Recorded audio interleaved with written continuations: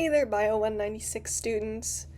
So I know I tend to do more chemistry videos compared to bio videos, so I'm going to purposely try to make the next few videos biology instead of chemistry related. So today's video is going to be very short though, and it's also kind of a weird combination, but I feel like they kind of work together. So we have blastopores and plant sex, and here what I mean by plant sex is like the sexes of plants, or like male versus female reproductive organs. So let's dive in. So first up, I just have some definitions. Because I know a blastopore, maybe like with plant sex, not the most helpful thing, especially if maybe you don't remember the term. So a blastopore is the first opening to form an embryo, and in parentheses you can see that I put mouth-like, and I'm just saying that because it's sort of like how I described stomata is no matter like which opening occurs first, it'll normally be like little and like kind of mouth-ish shaped at first. Of course, once it forms fully, then it won't be. Okay, and then the next two terms relate to plants or plant sex. So if something is monoecious, that means it is one house. Basically what that means is that within one plant or one flower, there are both male and female reproductive organs, which makes dioecious the opposite, which is basically plants or flowers will have two different sexes. So there will be a female plant and a male plant. So first I'm just going to dive into blastopores and what the two kinds, or like two groups, are related to that. So you have something called protostomes and deuterostomes. So protostomes are organisms in which the mouth is the first opening to form in the embryo, while deuterostomes are organisms in which the anus forms before anything else, or before any other opening in the embryo, which, in case any of you guys are like, oh damn, I'm immature, I'm giggling at this video, don't worry, I'm laughing in my head too.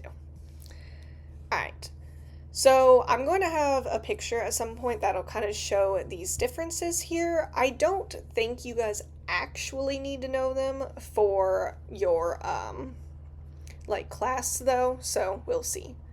So the differences do occur, however, in cell division or cell cleavage, cell fate, column formation, and then the nerve cord. But before I get into that, I'm just going to give you some examples of species or families of species that are protostomes versus deuterostomes. So I thought this was a helpful little thing to kind of show, one, a phylogenetic tree, which you guys also learn in Bio 196, so maybe this will be like a good refresher. But also, it's kind of nice to show you what protostomes are versus deuterostomes. So if you're on an exam told like, oh, what's an example of a protostome versus a deuterostome? For a deuterostome, you can say a starfish, and then for a protostome, you can say a sea slug. And now that that picture's out of the way, this is where I'm going to show you kind of the differences that were discussed a few moments ago. So I'll zoom into this photo for you guys. So basically you have protostomes and deuterostomes, and then you have the cell cleavage, or I wrote it as division, the column formation, and the fate of the blastopore. So they will always start off in an 8-cell stage, and that is a very important thing to note. I believe it relates to meiosis and then into mitosis, so if you guys want, make a comment, I can also make a video over those two things. So in the 8-cell stage for division, protostomes tend to go in a spiral and determinate way, while deuterostomes are radical and indeterminate. I'm dyslexic, guys, sorry.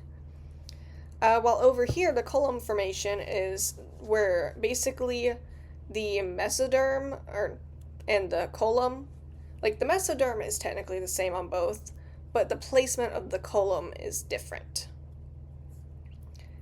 And then the fate of blastopore is this, which is basically just which one forms first. And since the mouth forms first, it's basically whatever's on the bottom is what's forming first. So, alright, and then that brings me to my last photo. Now, this last photo is kind of just for like laughs. Thought you guys would appreciate it. And that's just because humans are also deuterostomes. So I hope you all enjoyed that as much as I did when I found it. Alright, and now that I have made that horrible joke, we can move on to the sexes of plants.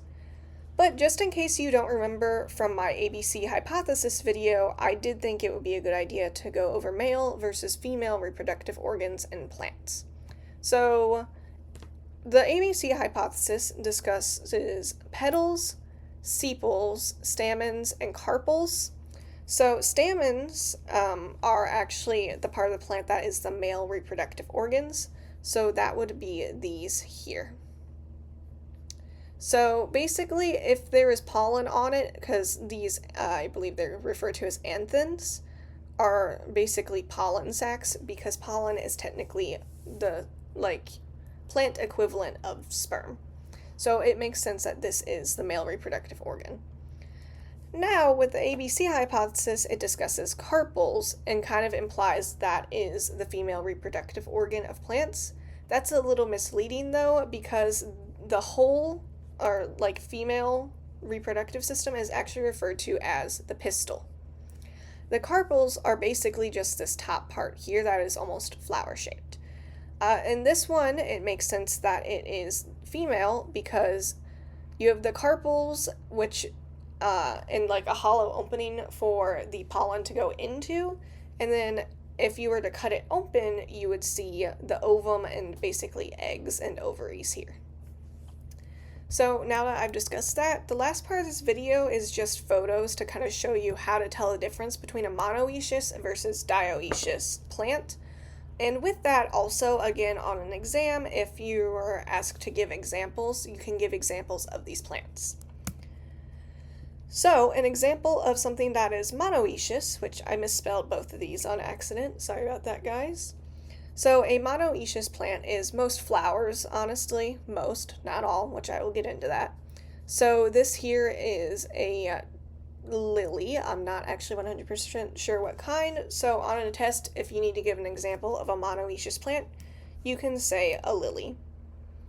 And we can tell this because you can see the anthens, or basically the stamen, but then here at the center where I have my mouse hovering over, you can see the outline of the carpels, implying that there is a pistil. Versus dioecious, now yes, this is flowers. Like I said, most flowers are monoecious, not all. But also, this is specifically for squash. There will be 2 different sexes. So I believe this is, it said spaghetti squash, if I'm not mistaken. I don't remember because I did look at a lot of photos before I made this slideshow. So basically, how to tell if it is female versus male, I'll zoom in for you guys. Okay, so whenever a plant is female, basically you will not have any sign of stamens or pollen, and it'll be kind of hollow appearing, or like a hole. And then sometimes, which you can kind of see here, there will be the carpel or pistil visible. Versus a male, you will have 1 or multiple stamens. In this case, for squash, it is just 1 stamen visible, and so that'll stick out instead of being hollow or indented like the female flower. So that is all I have for this video today, but I hope it helps. Alright, good luck on any exams or homework you have.